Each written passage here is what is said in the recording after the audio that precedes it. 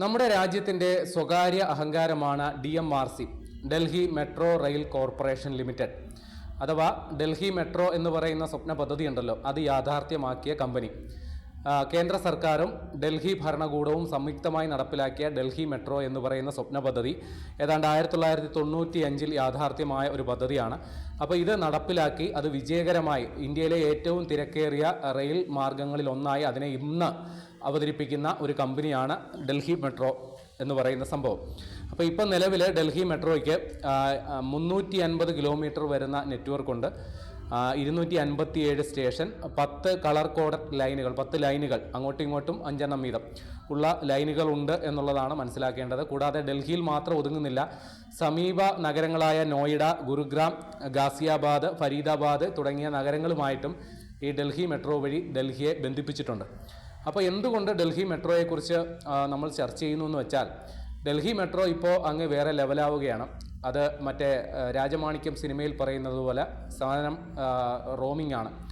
ഡൽഹി വിട്ട് ഇന്ത്യ വിട്ട് പോവുകയാണ് ഡൽഹി മെട്രോ. അപ്പോൾ പോകുമ്പോൾ ആ പേരും കൂടി അങ്ങോട്ട് മാറ്റുന്നുണ്ട്. ഡൽഹി മെട്രോ DMRC എന്ന പേര് മാറ്റിയിട്ട് DMIL എന്ന പേരാണ് ഇട്ടേക്കുന്നത്. അതിൻ്റെ full form Delhi metro international limited. International limited എന്ന് പറയുമ്പോൾ തന്നെ അറിയാമല്ലോ, വേറെ അന്താരാഷ്ട്ര പരിപാടിയാണ്. അപ്പോൾ ഡൽഹി മെട്രോ എന്ന് പറയുന്നത് തീർച്ചയായിട്ടും രാജ്യത്തകത്തെ മെട്രോ സംബന്ധമായ പണികൾ ഏറ്റെടുത്ത് നടപ്പാക്കുക, മെട്രോ സർവീസുകൾ സ്ഥാപിക്കുക എന്നൊക്കെയുള്ളതാണ് അവരുടെ പരിപാടി. അപ്പോൾ അവർ ഡൽഹിയിൽ മാത്രം ഒതുങ്ങിയിരുന്നില്ല എന്നുള്ളത് നമുക്കറിയാവുന്ന കാര്യമാണ്. കാര്യം കൊച്ചി മെട്രോ, അതേപോലെ ജയ്പൂർ മെട്രോ, പാട്ന മെട്രോ, ഇതിൻ്റെയൊക്കെ പ്രൊജക്റ്റ് കൺസൾട്ടൻറ്റ് ഡൽഹി മെട്രോ ആയിരുന്നു, DMRC ആയിരുന്നു. നമ്മുടെ ശ്രീധരൻ ചേട്ടൻ്റെയൊക്കെ അറിയാമല്ലോ, പാലക്കാടൊക്കെ BJPയുടെ സ്ഥാനാർത്ഥിയായിട്ട് മത്സരിച്ച ശ്രീധരൻ. അപ്പോൾ പുള്ളിക്കാരനൊക്കെ ഈ DMRCയുടെ സ്വന്തം ആളാണ്. അപ്പോൾ അങ്ങനെയാണ് കൊച്ചി മെട്രോയുടെ നിർമ്മാണ പ്രവർത്തനമായിട്ട് ബന്ധപ്പെട്ട് ഈ ശ്രീധരൻ നമ്മുടെ കൊച്ചി കേന്ദ്രീകരിച്ച് പ്രവർത്തിക്കുകയൊക്കെ ചെയ്തത്. അപ്പോൾ ഇവിടെ ഡൽഹി മെട്രോ റെയിൽ ലിമിറ്റഡ് ഞാൻ നേരത്തെ പറഞ്ഞതുപോലെ രാജ്യത്തിനകത്ത് ഒതുങ്ങി നിൽക്കുന്ന ഒരു സ്ഥാപനമായിരുന്നു. പക്ഷേ അവരിപ്പോൾ രാജ്യത്തിനപ്പുറമുള്ള ചില ഓഫറുകൾ ഏറ്റെടുത്ത് നടപ്പാക്കാനായിട്ടുള്ള പരിപാടി തുടങ്ങുകയാണ്. അപ്പോൾ അതിന് വേണ്ടിയിട്ട് അവർ പേരും തന്നെ അങ്ങോട്ടൊന്ന് മാറ്റി. അതായത് നേരത്തെ ഉള്ള ഒരു പേര് എന്ന് പറയുന്നത് Delhi metro last mile services limited എന്നായിരുന്നു. അതായത് വിദേശ പരിപാടികളൊക്കെ ഏറ്റെടുക്കാൻ വേണ്ടിയിട്ട് അവർ അങ്ങനെ ഒരു പദ്ധതിയായിരുന്നു, അങ്ങനെ ഒരു പേരാണ് ആദ്യം സ്വീകരിച്ചിരുന്നത്. അതിപ്പോൾ പുനർനാമകരണം ചെയ്ത് DMIL എന്ന പേരാണ് ഇട്ടേക്കുന്നത്. അപ്പോൾ ആദ്യം ഈ DMILൻ്റെ ആദ്യ കമ്മിറ്റ്മെൻ്റ് എന്ന് പറയുന്നത് ഓസ്ട്രേലിയയും UK യും ബ്രിട്ടൻ, ഈ 2 രാജ്യങ്ങളിലും ഈ മെട്രോ റെയിൽ സർവീസ് ആരംഭിക്കുന്നതുമായി ബന്ധപ്പെട്ട്, അവിടെ നേരത്തെ ഉണ്ട് മറ്റു പുതിയ പദ്ധതികൾ ഏറ്റെടുത്ത് നടപ്പാക്കുന്നതുമായി ബന്ധപ്പെട്ട് DMIL അവരുടെ സേവനം ലഭ്യമാക്കും എന്നുള്ളതാണ് പറയുന്നത്. അപ്പോൾ അതുമായി ബന്ധപ്പെട്ട് അവർ ഫീസിബിലിറ്റി സ്റ്റഡി എന്ന് വെച്ചാൽ സാധ്യതാ പഠനം, ഇവിടെ ഒരു മെട്രോ റെയിൽ ആരംഭിച്ചു കഴിഞ്ഞാൽ അതുകൊണ്ട് നേട്ടമുണ്ടാകുമോ, അതുകൊണ്ട് നഷ്ടമുണ്ടാകുമോ, ഈ കാര്യങ്ങളെക്കുറിച്ചുള്ള പഠനം, പിന്നെ DPR എന്ന് വെച്ചാൽ ഡീറ്റെയിൽഡ് പ്രൊജക്റ്റ് റിപ്പോർട്ട്, പൂർണ്ണമായ പദ്ധതി രേഖ സമർപ്പണം, പിന്നെ ബിഡ് മാനേജ്മെൻറ്റ്, ഏതൊക്കെ ഇതുമായി ബന്ധപ്പെട്ട് എത്രത്തോളം വായ്പ എടുക്കണം, ആരെയൊക്കെ ഓഹരി പങ്കാളിയാക്കണം, ഇത്തരം കാര്യങ്ങളിലുള്ള നിർദ്ദേശം കൊടുക്കുക. പിന്നെ പ്രോജക്റ്റ് സൂപ്പർവിഷൻ, അപ്പോൾ പൈസയെല്ലാം കിട്ടിക്കഴിഞ്ഞാൽ പിന്നെ അതിൻ്റെ നിർമ്മാണവുമായി ബന്ധപ്പെട്ടുള്ള മേൽനോട്ടം വഹിക്കുക. പിന്നെ ഓപ്പറേഷണൽ അഡ്വൈസ്, സംഭവം നിർമ്മാണം പൂർത്തിയായി കഴിഞ്ഞാൽ പിന്നെ പ്രവർത്തനം തുടങ്ങണമല്ലോ, അപ്പോൾ ഏത് രീതിയിൽ പ്രവർത്തിക്കണം എന്നത് സംബന്ധിച്ചുള്ള ഉപദേശങ്ങൾ കൊടുക്കുക. പിന്നെ സ്റ്റാഫിന് ട്രെയിനിങ്, ജീവനക്കാർക്ക് വേണ്ട പരിശീലനം കൊടുക്കുക. എനർജി എഫിഷ്യൻസി, ഊർജ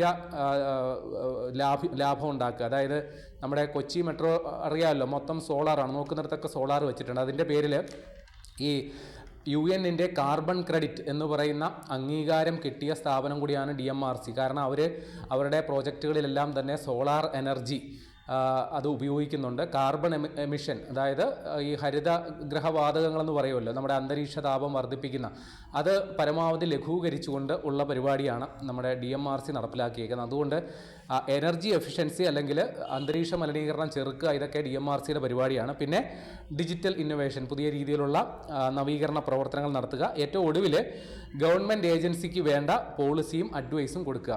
ഏതെങ്കിലും സർക്കാർ ഏജൻസി ഇത് ഏറ്റെടുത്ത് നടപ്പാക്കാൻ ഉദ്ദേശിക്കുന്നുണ്ടെങ്കിൽ അവർക്ക് വേണ്ട നയവും അവർക്ക് വേണ്ട ഉപദേശവും കൊടുക്കുക. ഈ പരിപാടികളൊക്കെയാണ് DMIL, Delhi metro international limited, ഓസ്ട്രേലിയയിലും UK യിലും ചെയ്യാൻ ഉദ്ദേശിക്കുന്നത്. അപ്പോൾ ഇവിടെ രണ്ടുമല്ല, നമുക്ക് വേറെയും ചില രാജ്യങ്ങളിൽ ഈ പരിപാടിയുണ്ട്. പ്രത്യേകിച്ച് പറയുകയാണെങ്കിൽ നമ്മുടെ മിഡിൽ ഈസ്റ്റ് അറിയാമല്ലോ, നമ്മുടെ ഗൾഫ് രാജ്യങ്ങൾ, അതേപോലെ സൗത്ത് ഈസ്റ്റ്, തെക്ക് കിഴക്കൻ രാജ്യങ്ങൾ അവിടെയൊക്കെ നമുക്ക് DMRCക്ക് ഇത്തരം പദ്ധതികൾ ഏറ്റെടുത്ത് നടപ്പാക്കാനായിട്ടുള്ള ആലോചനയുണ്ട് എന്നുള്ളതാണ് പറയുന്നത്. അപ്പോൾ DMRC പതിവ് പോലെ നമ്മുടെ രാജ്യത്തെ അകത്തെ കാര്യങ്ങൾ ഏറ്റെടുത്ത് അതിൻ്റെ ക്രമീകരണവുമായി ബന്ധപ്പെട്ടുള്ള ജോലികൾ തുടരുക തന്നെ ചെയ്യും. പക്ഷേ DMIL എന്ന് പറയുന്നത് വിദേശത്ത് പോയി കാര്യങ്ങൾ ചെയ്യുക. അപ്പോൾ ഇതിന് വേണ്ടിയിട്ട് DMRCയുടെ നിലവിലെ വിഭവങ്ങൾ ഉപയോഗിക്കുകയും നിലവിലെ ജീവനക്കാരെയോ എഞ്ചിനീയർമാരെയോ ഒക്കെ ആവശ്യമുണ്ടെങ്കിൽ അവരെ ഇതിൻ്റെ പങ്കാളികളാക്കും. അതോടൊപ്പം പൂർണ്ണമായും വിദേശത്ത് അവരുടെ ആൾക്കാരുമായി ബന്ധപ്പെട്ട് അല്ലെങ്കിൽ അവരുടെ സാഹചര്യങ്ങൾക്കനുസരിച്ച് ഉള്ള പ്രവർത്തനമായിരിക്കും നടക്കുക. അപ്പോൾ രണ്ട് കാര്യങ്ങൾ കൂടി ഇനി പറയാം. നമ്മുടെ മുംബൈ മെട്രോ മൂന്നാമതൊരു മെട്രോ കൂടി അവിടെ മുംബൈയിൽ വരുന്നു. അതേപോലെ ചെന്നൈ മെട്രോയ്ക്ക് രണ്ടാമതൊരു പതിപ്പ് കൂടി വരുന്നു. അപ്പോൾ ഇതൊക്കെ DMRC തന്നെ ഏറ്റെടുത്ത് നടപ്പും. അതിൽ ഈ DMIL പങ്കാളിത്തമൊന്നും ഉണ്ടാകില്ല. അത് വേർപിരിഞ്ഞു പോകുന്നു എന്നുള്ളതാണ് മനസ്സിലാക്കേണ്ടത്. ഈ മറ്റൊരു കാര്യം കൂടി പറയാനുണ്ട്. നമ്മുടെ ഡൽഹി മെട്രോ റെയിൽ കോർപ്പറേഷൻ എന്ന് പറയുന്നത് വലിയ ലാഭകരമാണ് എന്നുള്ളതാണ്. അതായത് വലിയ രീതിയിലുള്ള ജനപങ്കാളിത്തം, തിക്കും തിരക്കുമാണ്, വലിയ ലാഭകരമാണ് എന്നാണ് നമ്മൾ പൊതുവേ ധരിച്ചു വെച്ചേക്കുന്നത്. എന്നാൽ അങ്ങനെയല്ല. പക്ഷേ കണക്കുകൾ കേൾക്കുമ്പോൾ നമ്മൾ ഞെട്ടും. 2022-23 സാമ്പത്തിക വർഷത്തിൽ ഡൽഹി മെട്രോ ഉണ്ടാക്കിയ വരുമാനം എന്ന് പറയുന്നത് 6645 കോടി രൂപയാണ്. 2024-25 സാമ്പത്തിക വർഷം എന്ന് പറയുന്നത് 8150 കോടി. അപ്പോൾ ഇത്രയും വരുമാനം ഉണ്ടാക്കുമ്പോഴും അവർക്ക് 1598 കോടി രൂപയുടെ നഷ്ടമാണ് ആ സാമ്പത്തിക വർഷം ഉണ്ടായത്. അപ്പോൾ അതിൻ്റെ കാരണം ഈ ഡൽഹി മെട്രോ റെയിൽ കോർപ്പറേഷൻ അവരുടെ പ്രവർത്തനങ്ങൾ നടത്തുന്നത് ഈ JICA Japan international corporation agency അവരുടെ വായ്പ എടുത്തിട്ടാണ് പദ്ധതികൾ നടപ്പിലാക്കുന്നത്. അപ്പോൾ ഇവരുടെ വായ്പാ തിരിച്ചടവുമായി ബന്ധപ്പെട്ട് വലിയ ഒരു എമൗണ്ട് അങ്ങോട്ടേക്ക് മാറും. അതുകൊണ്ട് അറ്റാദായം അല്ലെങ്കിൽ നെറ്റ് പ്രോഫിറ്റ് എന്ന് പറയുന്ന അവസ്ഥയിലേക്ക് ഇതുവരെ എത്തിയിട്ടില്ല. അപ്പോൾ ഈ ലോൺ എന്നാണ് അടച്ചു തീരുന്നത്, അല്ലെങ്കിൽ ആ രീതിയിലേക്ക് ഉള്ള ഒരു വരുമാന ലഭ്യതയിലേക്ക് എത്തുമ്പോൾ തീർച്ചയായിട്ടും ലാഭകരമാകും എന്ന് തന്നെയാണ് പറയേണ്ടത്. ഏതായാലും ഡൽഹി മെട്രോ റെയിൽ കോർപ്പറേഷൻ എന്ന് പറയുന്നത് രാജ്യത്തിന് അഭിമാനകരമായ ഒരു സംഘടനയാണ്, ഒരു പ്രസ്ഥാനമാണ്. തീർച്ചയായിട്ടും രാജ്യത്തിന് പുറത്ത് മറ്റ് രാജ്യങ്ങളിലും ഇന്ത്യയുടെ പേരും പ്രശസ്തിയും അത് എത്തിക്കുന്നതിന് വേണ്ടിയിട്ട് ഡൽഹി മെട്രോ റെയിൽ കോർപ്പറേഷൻ അല്ലെങ്കിൽ DMIL, Delhi metro international limited, അവർക്ക് കഴിയും എന്ന് തന്നെ നമുക്ക് കരുതാം.